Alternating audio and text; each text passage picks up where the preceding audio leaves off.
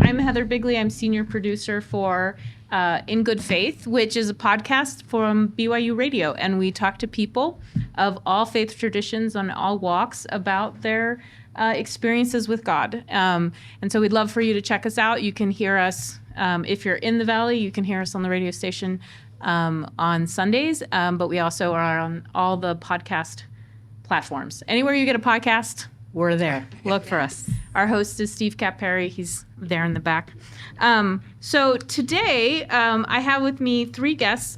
Was anyone in the morning session? Okay.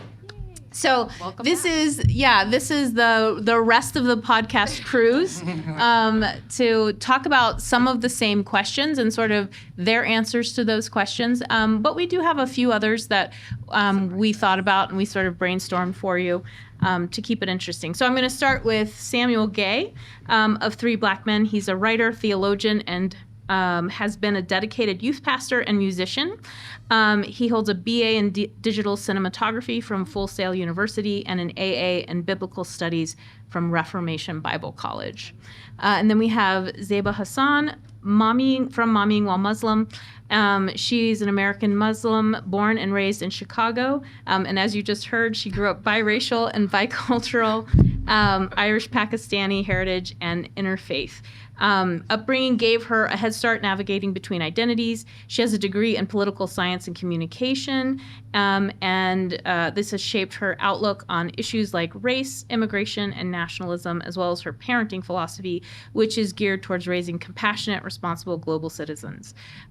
So she's incredibly busy. She podcasts, she public speaks, she is involved in the interfaith community, and she also works as a parent coach at Emerge Consulting Solutions, and she has 4 children with her husband, and they love sports. Yes, all my kids are athletes. Yes. They were in basketball training and fighting, apparently, as I was walking in here. And I was like, I'm not at home. So. Okay. And then we have Robert Monson, also from Three Black Men, who is a writer, musician, creative, avid reader, and theologian who does work around the intersection of Black liberation and womanist theology. He's a graduate of United Theological Seminary and is currently working towards a PhD at the University of Denver. He also has an additional podcast, Black Coffee and Theology, and he is a co-director of the organization In Flesh, which seeks to bring about thought around liberation for all. So if you weren't in this morning's session, we are very, very much interested in how podcasting develops religious community in America, often because what we see from recent studies is that people are, right, see themselves as religious or as spiritual, but are not necessarily connecting to institutions in the way they had been.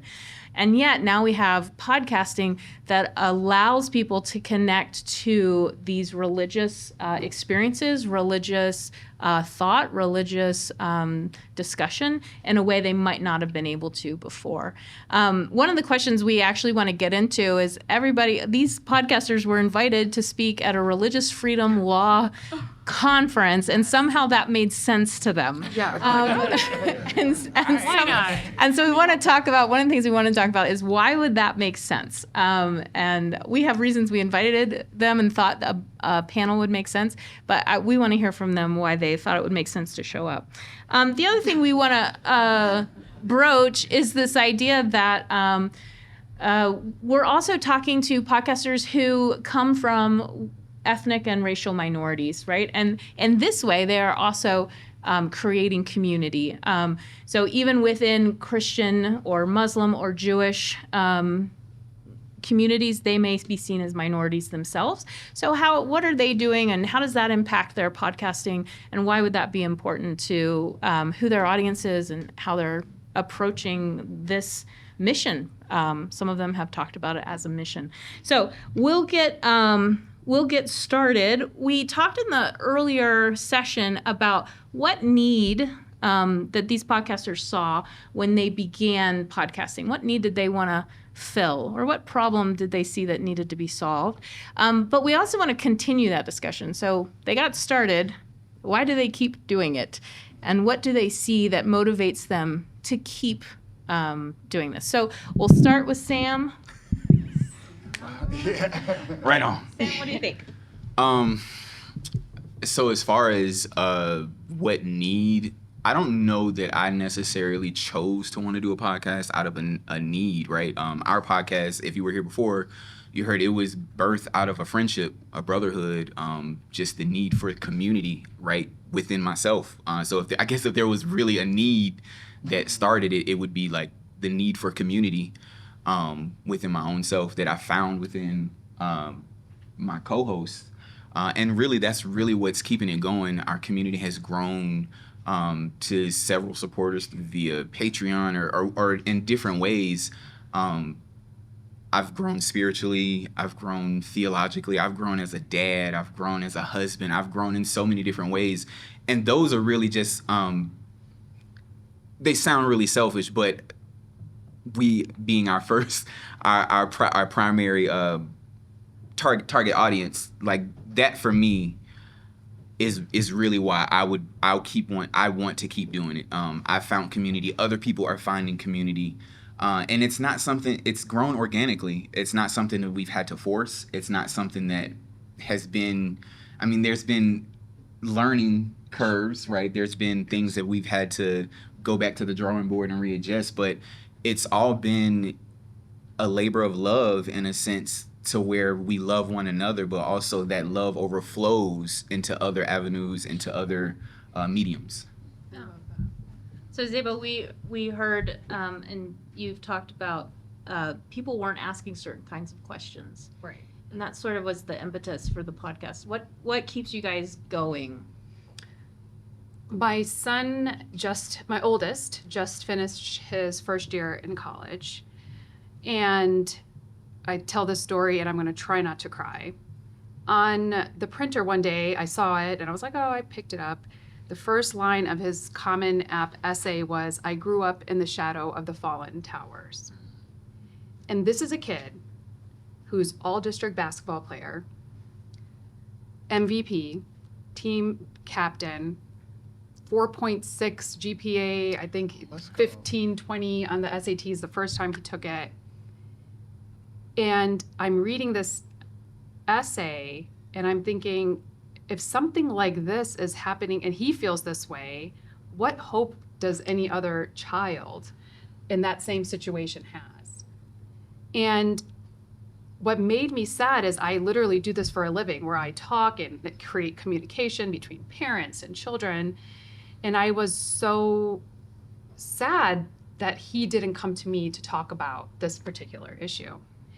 And then we talked about it, and he was like, there'd be times where we'd be in rural Virginia, and people would call him my last name is a very Muslim, it's probably the most Muslim last name you can possibly have.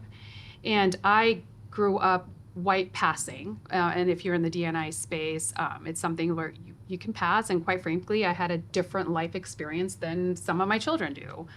And I felt like I failed him as a parent, because here I was looking for answers to help other mothers, and I couldn't do that for my own child. And so why we continue to do it, like Uzma had mentioned, the need is still there, sadly. And as a religious community, regardless of what your faith-based is, we're losing the youth. And if you don't see youth in your places of worship, where is the future in that?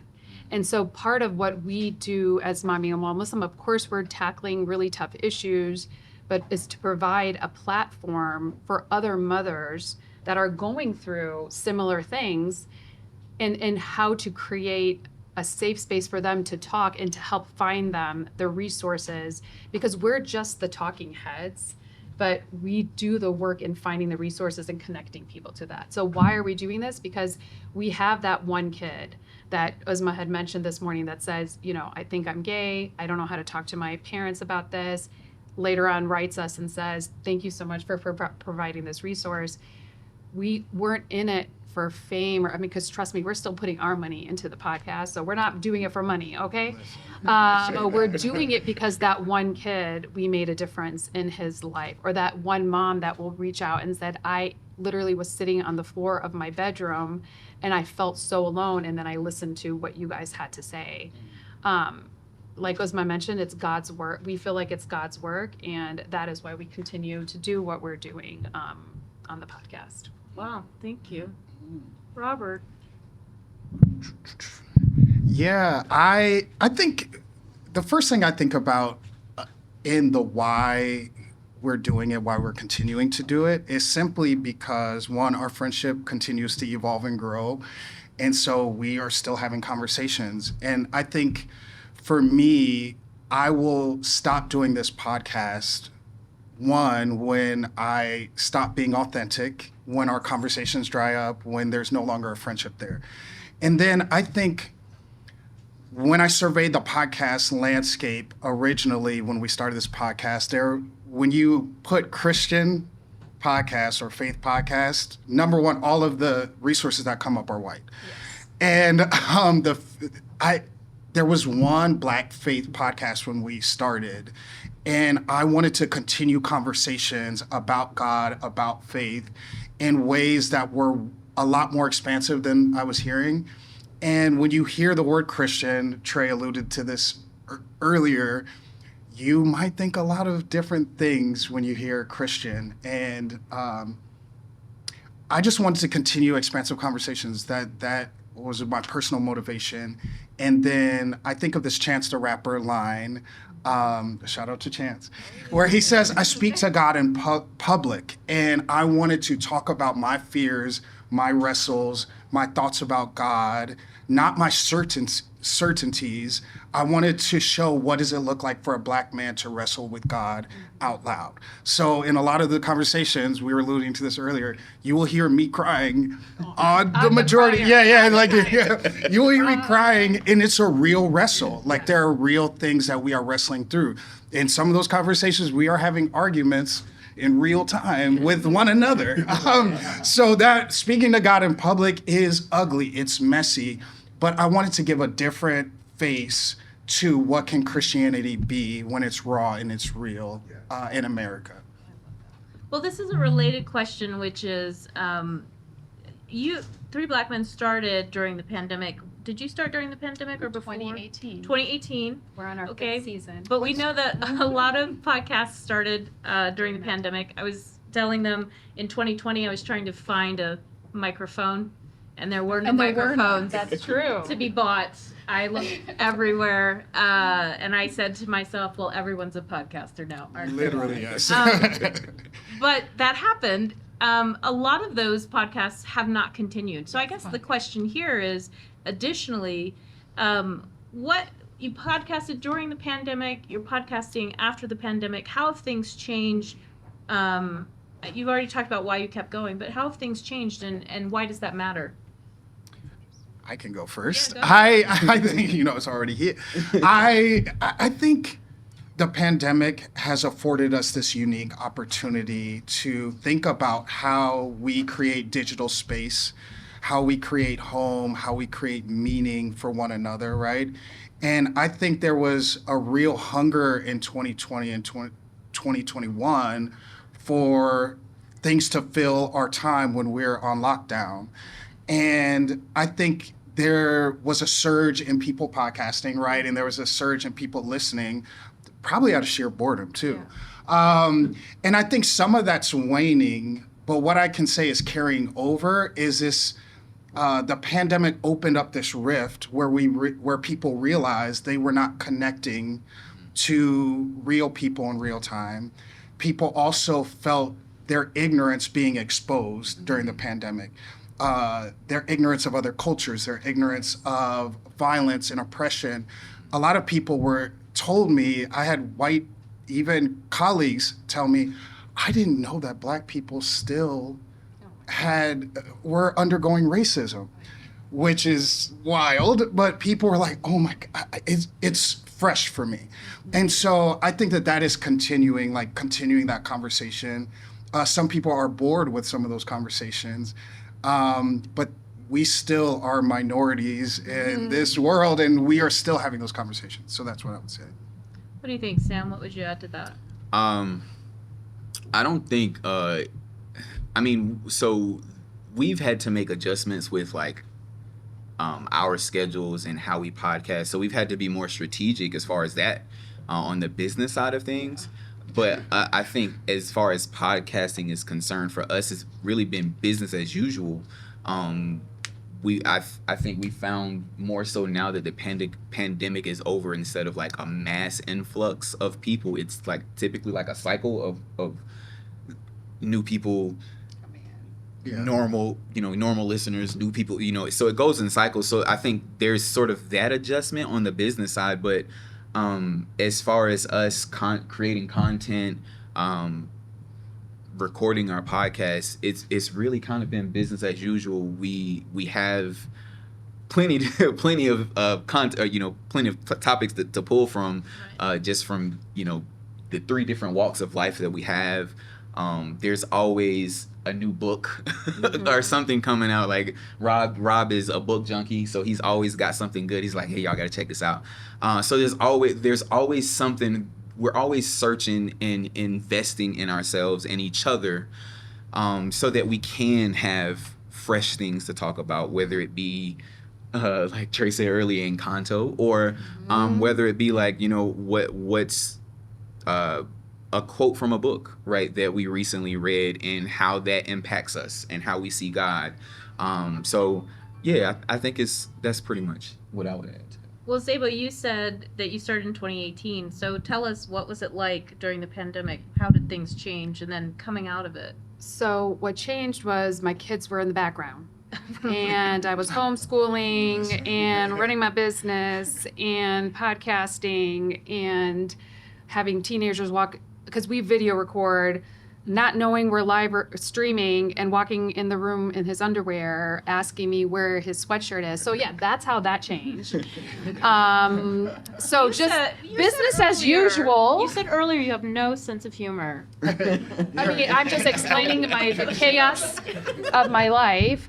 And you multiply. So between us and myself, we have 8 kids between us, right? So between the 2 of us, and we're homeschooled, and we both, at that time before the pandemic, she unschools and I homeschooled my younger 2 kids.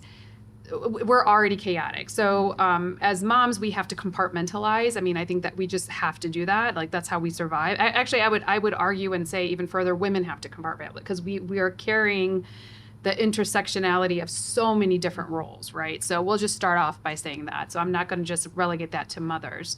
But then you add the kids, their emotional stress, because we're taking that on and dealing with that. But as far as business as usual, we were business as usual as well, because we've always recorded remotely. And our topics stayed very much the same, but the chaos surrounding us, I almost divorced my husband at the time, true story, because then he's working from home. And for full disclosure, I've been with him, we'll be married for 24 years next month, and we've been together for 25. So we are strong. But the sound of his voice and the chewing from the other room was driving me crazy. And normally I am a super calm, I'm the yogi, I meditate every morning, and I was a freaking hot mess. And that, I think, came out a little bit in my podcasting. And then I had to go on my own. I had to reset, because we as humans have to reset a lot. And I reset during that time.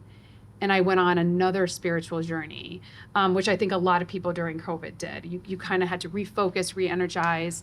And I had to realize that life wasn't happening to me. This was happening for me, and we can take blessings in even the worst of situations. And then I had to change and flip that narrative. And I think in doing that, our content got a little bit better. It wasn't as mad at me, because I wasn't as angry and aggressive, because normally that's not my personality type. But I do think COVID in general, and honestly, as a mother of older kids, COVID is still impacting our children. They're still impacting our youth. And if we can keep bringing good content to people, COVID or not, we're going to keep trying to do that. Okay. Well, let's go to that question I asked. We're at this religious freedom law review. Why did that make sense to you guys when you saw the invitation? So I'd I'll love to say hear we that, thought it was like fake. We were like, why do these people Literally keep same. contacting us? No, we don't want to do that. But then we stopped. And the reality of the situation for us is we do get asked by a lot of interfaith, because we are of a different faith. So we do get asked to speak on a lot of interfaith institutions, and we love and we enjoy doing that. Both of us do interfaith work, so we love it and we enjoy doing that. But why are we doing this here today? Honestly, for us is the gathering of allies, right? So, and we're mothers, and how we connect with most of our audience is 50-50, Muslim and non-Muslim. How we connect with the non-Muslims is they see that universality of what parenthood and motherhood does for us as a community, and we are facing the same challenge. Like my 12-year-old is turning 13 and he's going into that really annoying phase, and all of us are like on edge with him. All of us go through some of those it doesn't matter what your faith is. So for us coming here and being able to talk to you guys and be like, we are more alike than we're different, and can we have the allies, because we're gonna, when we can't do the work, we're gonna need your help to help finish it. And that's ultimately why Usman and I choose to go to these interfaith councils, is to kind of gather resources for our community. And if we're the people to do that, we're going to do that. Well, and I'm interested, I mean, your most recent series is on gun control, and sort of approaching that as a faith, as people of faith. Yes. And here we are at a place where we talk about law. Yes. Is that something that's of interest of you in shaping and changing law from all kinds of approaches? American children are killed more by gun violence in this country than anything else. And I was one of those moms, and I openly said that I was like, I'm more interested in Islamophobia and helping with Muslims and da-da-da-da-da. And my son was at UVA during the lockdown, and he heard the shots of the 3 football players as he was walking back to campus. And he called us, and honestly, his roommate was in lockdown under the gym, couldn't find him. He was freaking out. We didn't know how to get to him. And honestly, it was the first time that something like that impacted me personally. And it is not a good look, as we say, for that to then give me something to care about, because now it impacts my kids. And that opened up, and for hubris and humility, I had to realize, okay, we don't talk about that much on our community. Our people should be caring about this. And we have a huge lobbying block from, a logistical voting perspective. And who can do things than mothers to kind of get things done? So that was one of the main reasons why we decided to start not talking about potty training and just focus on doing some political things and creating a movement within our own community. Well, what about you, Robert? Why did this make sense to you? Yeah, I thought it was fake too. So let's say that I said, wait a minute, have y'all listened to the podcast? Yeah, exactly. Right. And so I was intrigued after the initial doubt, and then vetting out the sources. The law portion of this event actually intrigues me the most, more than the interreligious dialogue. That's what I do every day. I love talking to people of different faiths and how can we make meaning in home together. That is something that's my air and water. But the law dimension is very interesting to me, particularly law students, because I wanted to be able to tell stories. I see myself, yes, I'm a theologian, but I tell stories and I weave together different stories.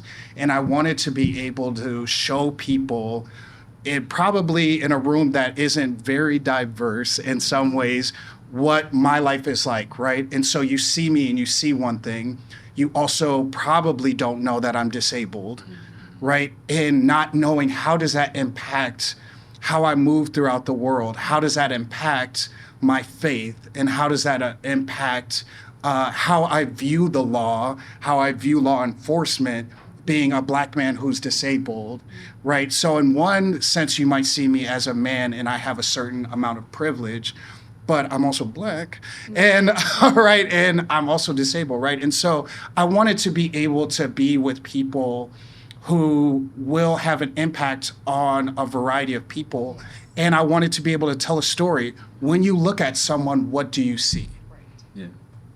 And are you curious enough to ask the questions in order to make sometimes life-changing decisions, right? So, yeah, that's for me. Okay, thank you. Yeah, so it's funny. So we have a group chat, Trey, Rob, and I. And when I think Rob saw the email first, or I don't remember who saw the email first. It was me.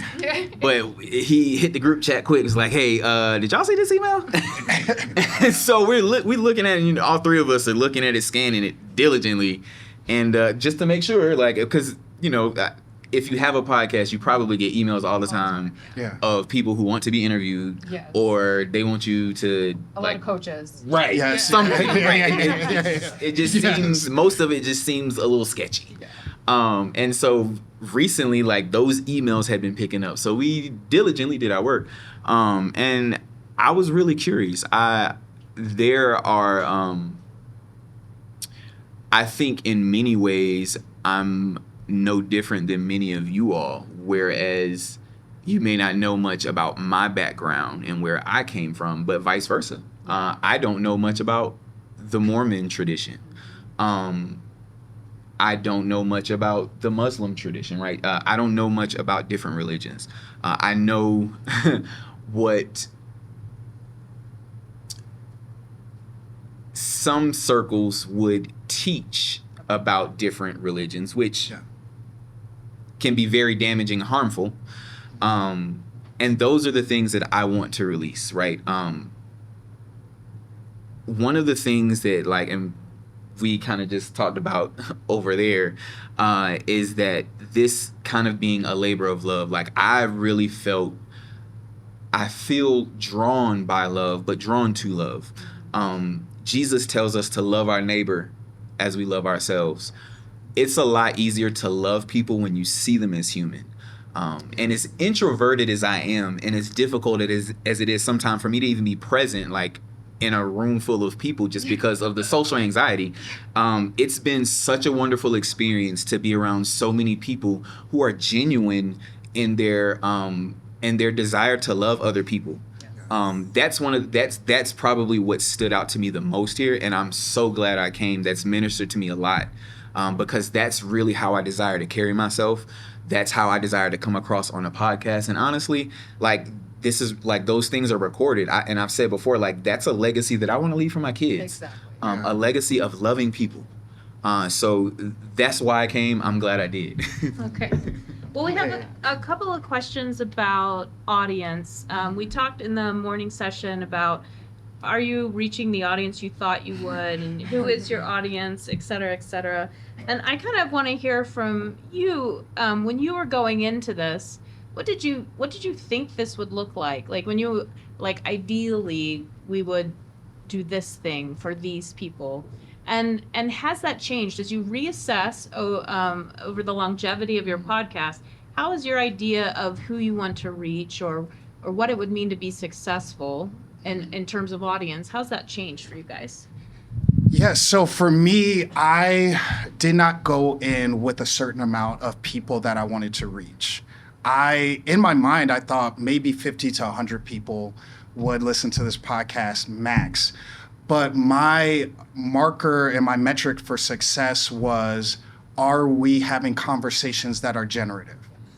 And if I can check that as yes, then even if 10 people are listening to that, it is a success. And so, 10 people have listened, and we have been having generative conversation. I listened this morning. Hey, thank you. Hey, I'm gonna be listening to y'all podcast. But I would say for me, this has been a bit of a roller coaster. I grew up very shy. I am still painfully shy, but I have a public-facing profession now, right? And where I have to speak all the time. But I failed every book report and speech in life, right? All throughout elementary, middle school, and college, I was so shy that I would just start crying when I would have to be in front of people, or even if there were 2 or 3 gathered together. But so, no, this isn't what I thought when I was recording these conversations in my basement. I didn't think so many thousands of people would be blessed by our conversations. I would say something that shocked me about our audience was how many people who have been harmed by the faith started tuning into our conversations. And we would get all this feedback from people who said they hadn't been in spiritual spaces in years because of harm, either spiritual abuse, physical abuse, sexual abuse, and how many people found healing in our words. And I realized the power of telling your own story and opening up dialogue really can be healing for people. So I think our audience, it's so strange. We're all Christian, but we have a lot of Muslim listeners. We have a lot of people who are atheists, ex-evangelicals, all these different people that we did not intend to reach at all. So I'm surprised by it. Zaiba, what about you? So I think Uzma kind of hit the ball on the head this morning in saying we had an accidental audience. But I want to backtrack a little why we started the podcast. My son was my oldest. So it's funny because my kids are very ethnically mixed. And I love that in so many different ways. And I have 4 kids from 20 to 10. And people literally come up to us and say, are they from the same father? Like that, those are the types of conversations we have. And I'm like, yes, they are. But this is what happens when you mix a whole bunch of races together. You get this, a beautiful array. So my oldest is more of the, he looks like a Muslim man now, right? He's 6'3", he's a big kid, looks like a Muslim man. The podcast started because he was profiled actually at the O'Hare Airport coming home from Chicago, going back to DC. And I was traveling without documents for him because I never had to do that at the age of 14. And after about 2.5 hours, I finally had to, and my husband's a lawyer, right? So he's like, do not get on a bus, do not go anywhere, do all these things. And I found that as a mother, I didn't have the answers for him as to why this was happening to him. He's like, I was listening, he had Beats at the time. He's like, I'm just like a normal average kid. Because you have to realize Uzma and I are the products of that immigrant generation, which happened in the 60s and the 70s, but our kids are what we are called native-born children. So they're even further removed from even the experiences Uzma and I had growing up. So they don't understand these types of things. So that was, and I, in my quest in trying to find the answers and recognizing there weren't any for our particular community, our set. There were a lot of Muslim men that had the mic telling us what to do as mothers, without recognizing and without having the experiences that we as mothers have to have in holding our children that are going through these types of things. And my husband's very much involved, but there's a different connection with your child, especially moms and their boys. Okay, I'm just going to say that. Though I am to have a good relationship with his wife one day, so everyone can thank me later for that. But the reality is that was my audience. It's like, I want to help other Muslim moms going through this that didn't have the answers. Uzma and I were a little bit further ahead, than some of our counterparts. And we're like, in the quest of finding the answers, we're going to interview all these amazing top people in our communities. And I am not kidding. We were cursed. We lost audio. We lost, and then that was our thing. That was this is what we're going to do. This is how we're going to do it. Then finally, we kind of had to do a reset and essentially said, what is God trying to tell us? Yeah.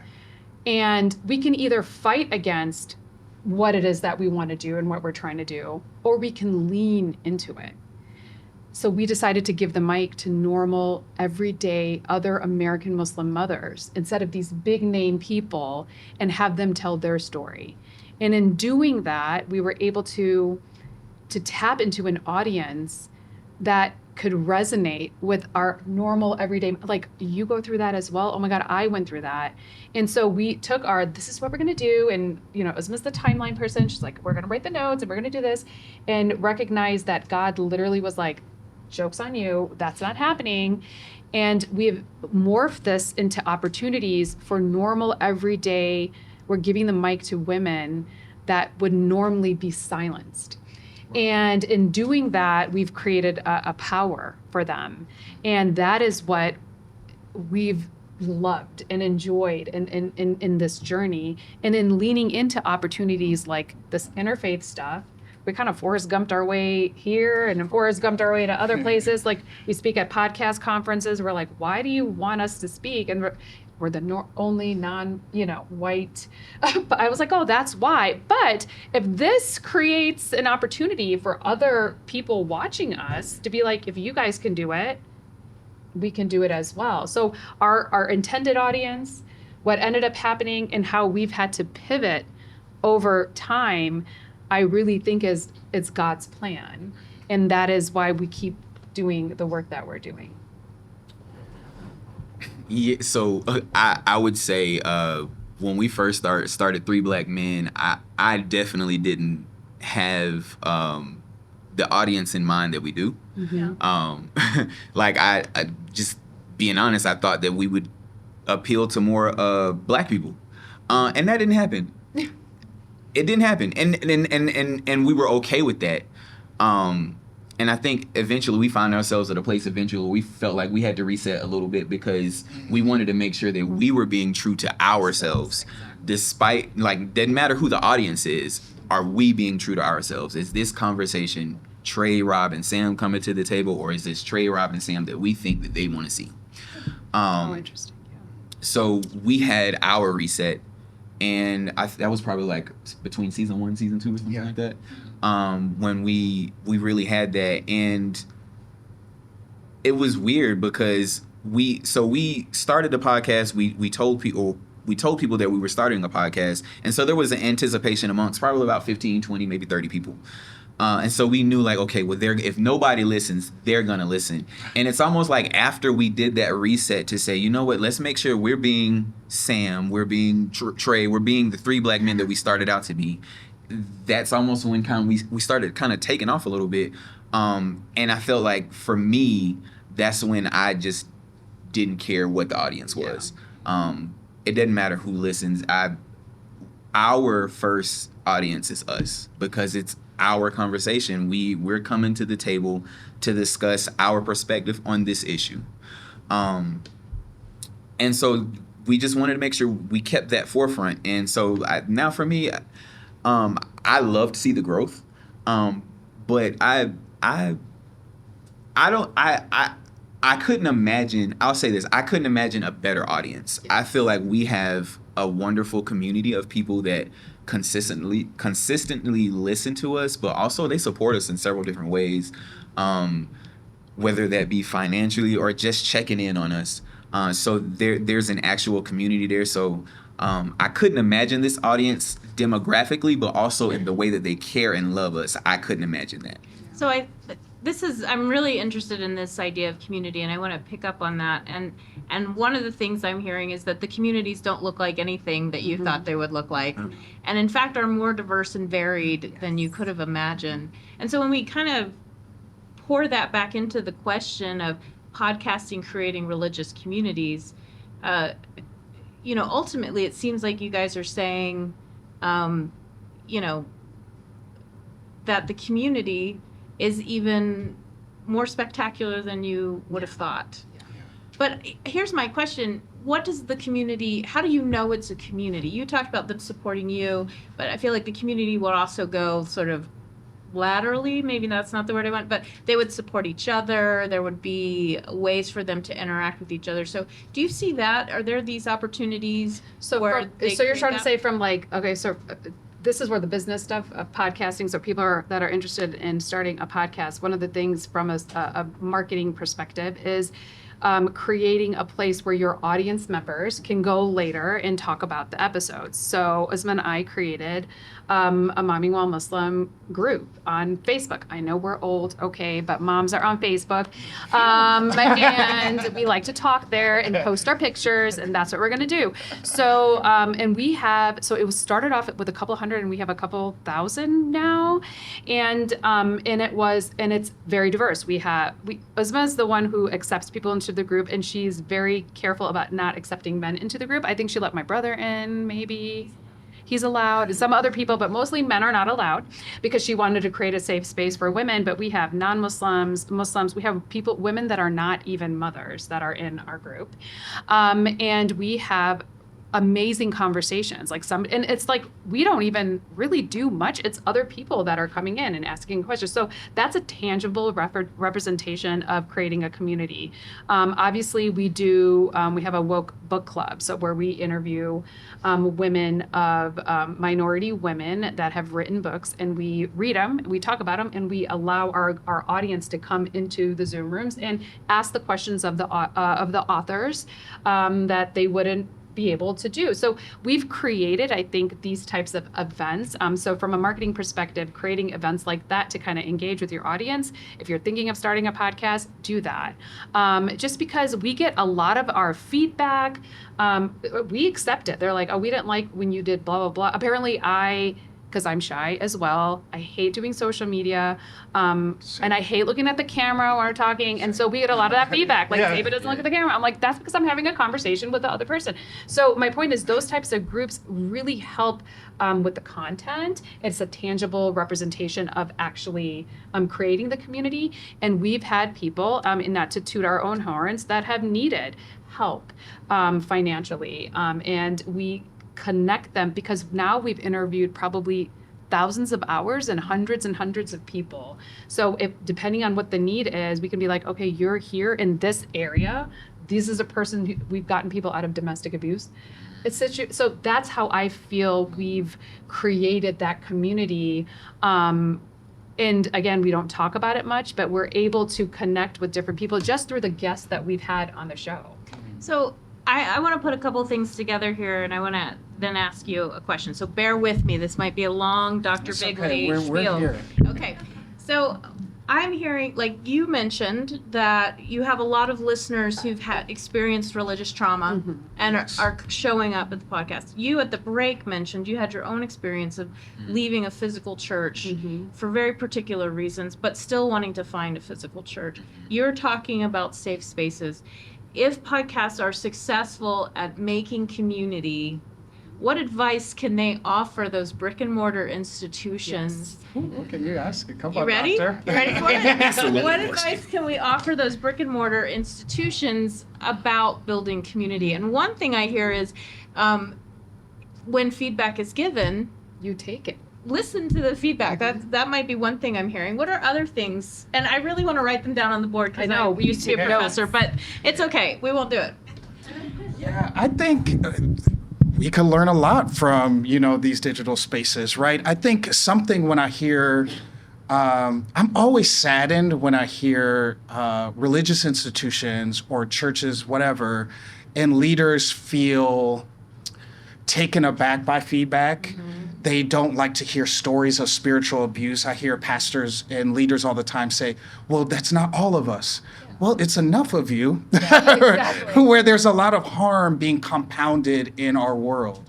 And I think the advice I would give to people is, one, I think what spirituality does is it binds people together and it promises them some specific things that when not rightfully done, it creates harm. So when we draw people together, have you ever gotten a job and the first thing your boss says, we're like a family here. Number one, run, because that's about to be the worst job of your life. You are about to go through it. Seriously. But also faith spaces, when they say we're a family, what does that mean to you?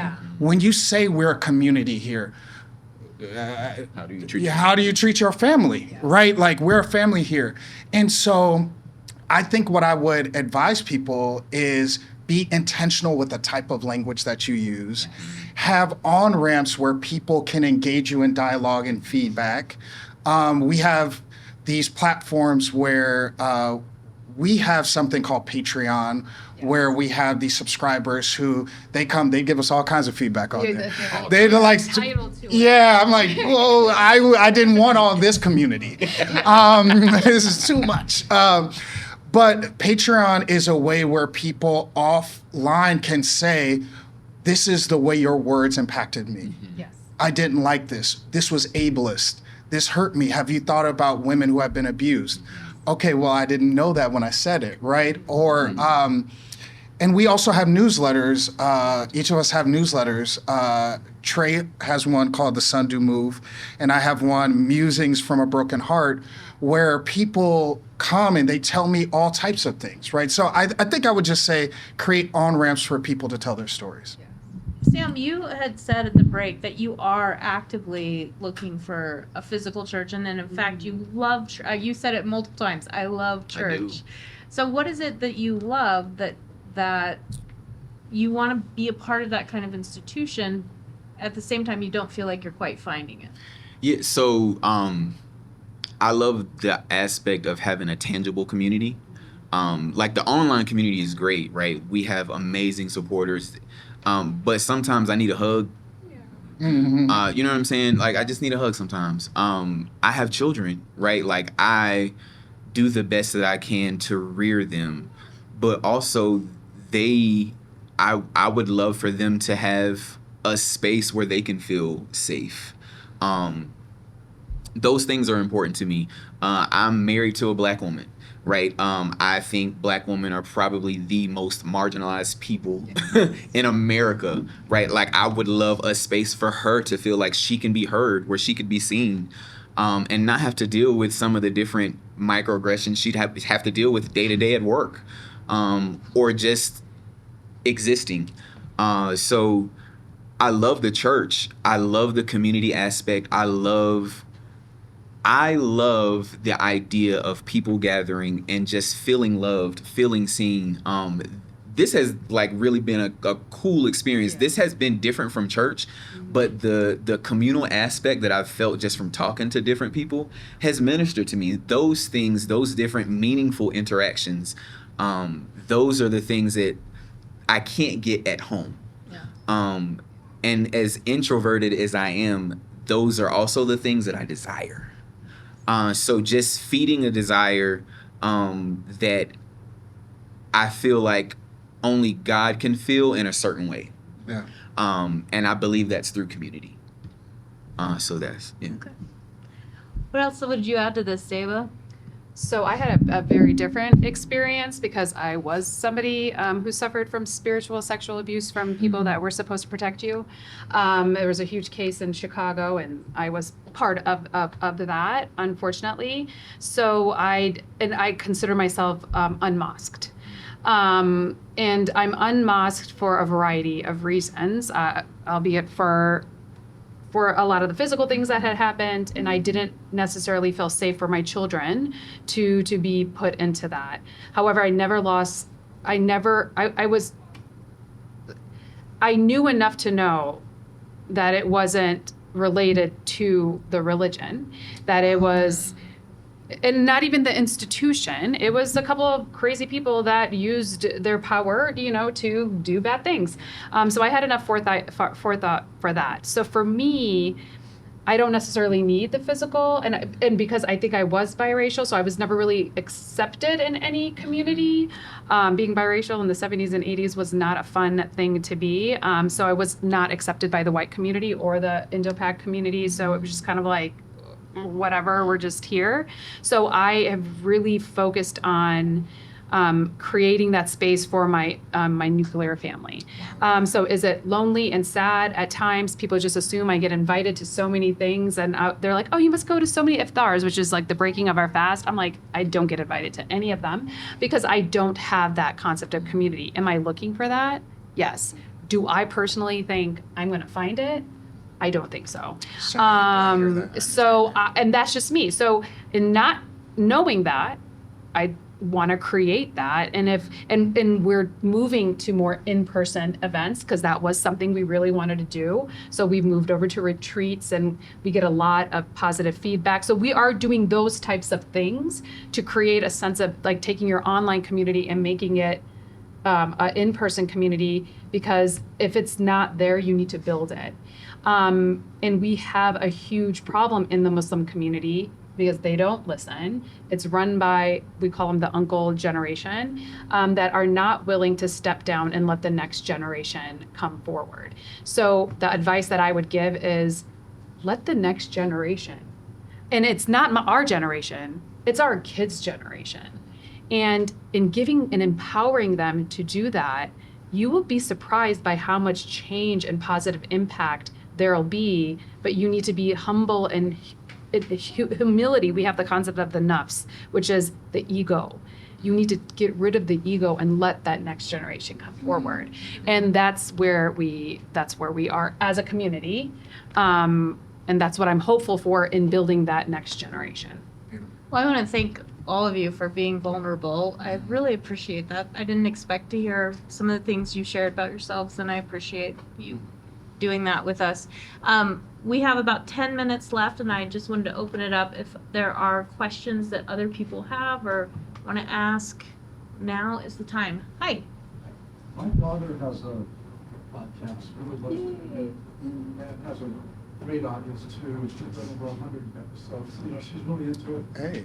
But there's certain people out there in the world that tend to be, I guess they call them trolls. Yeah, the trolls.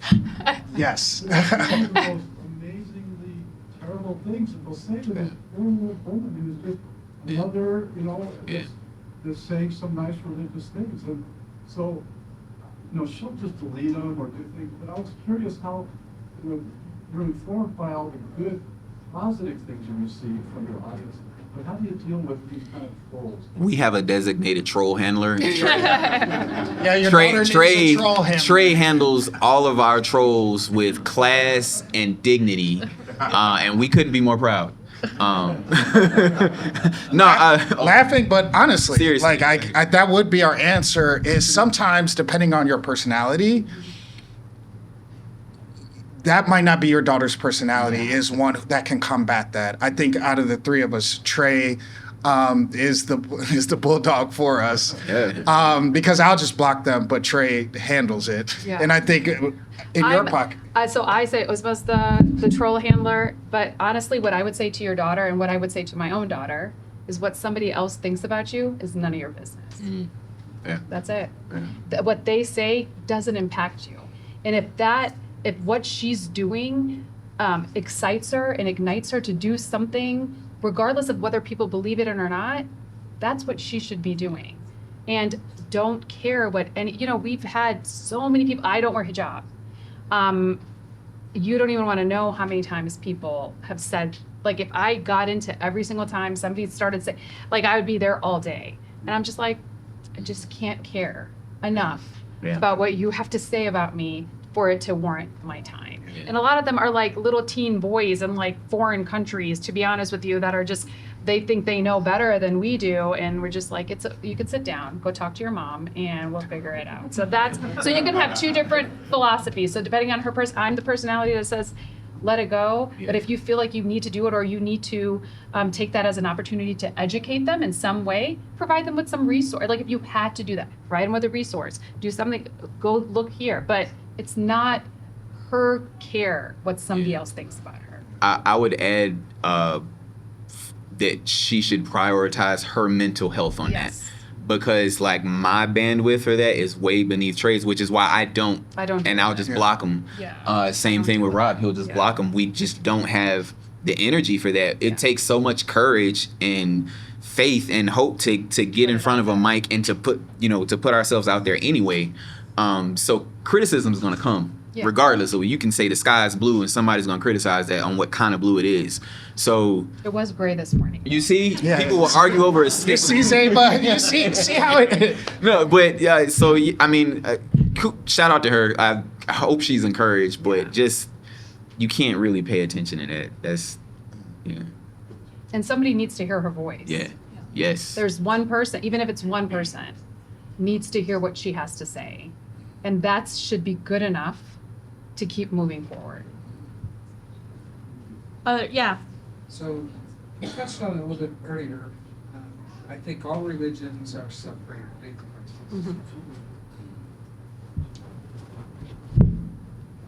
What do you do? How are you guys Yeah, it's tough. impacting the youth? I have a daughter who is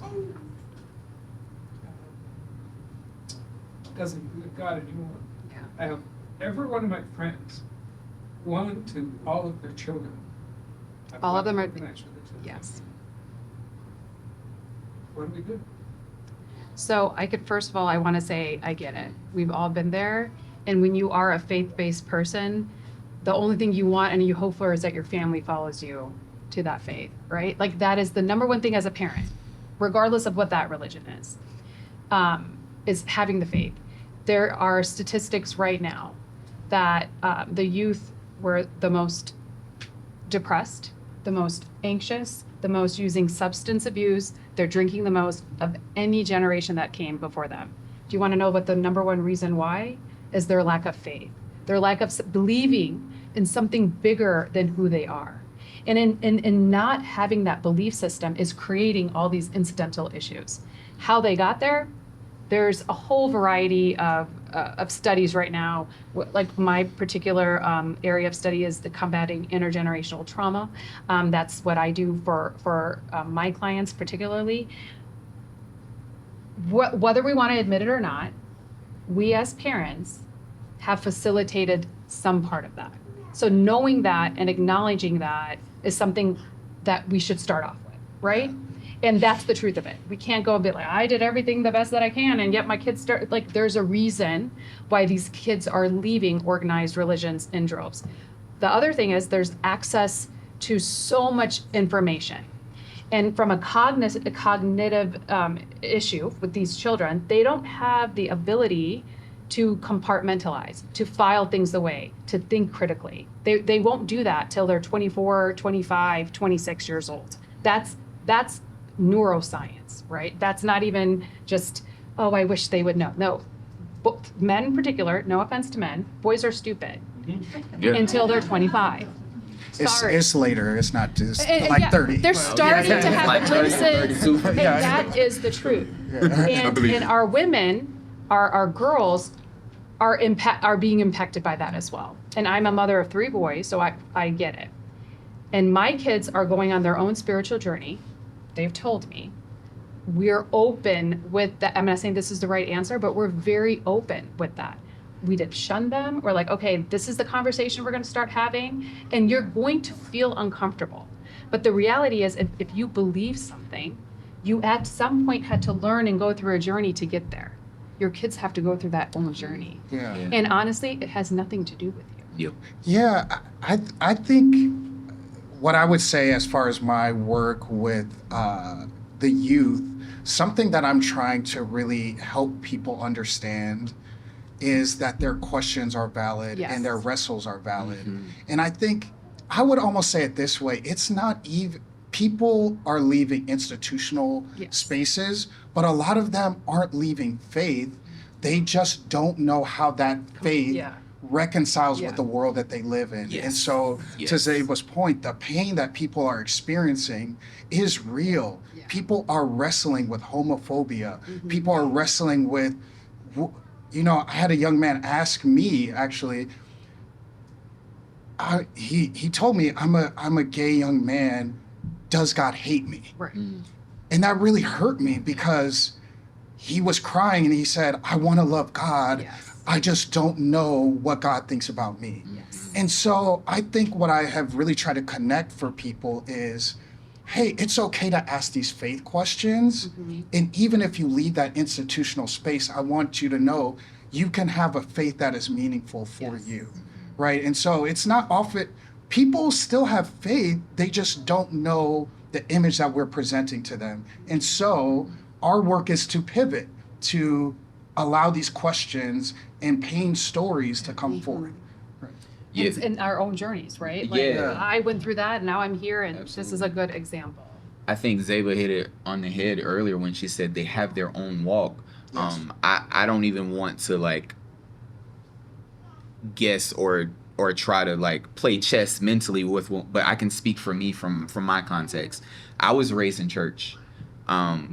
My dad has always been an elder in church. My uncle was a pastor. My grandfather was a pastor. My mom was a musician. I followed her, and I was also a musician in church. Later on became a youth pastor, but not before my knucklehead stage, right? So like people are where they are, and I think the beauty of the gospel is that I'm a Christian, so I can only speak from the Christian. The beauty of the gospel is that Jesus meets you where you are. Yes.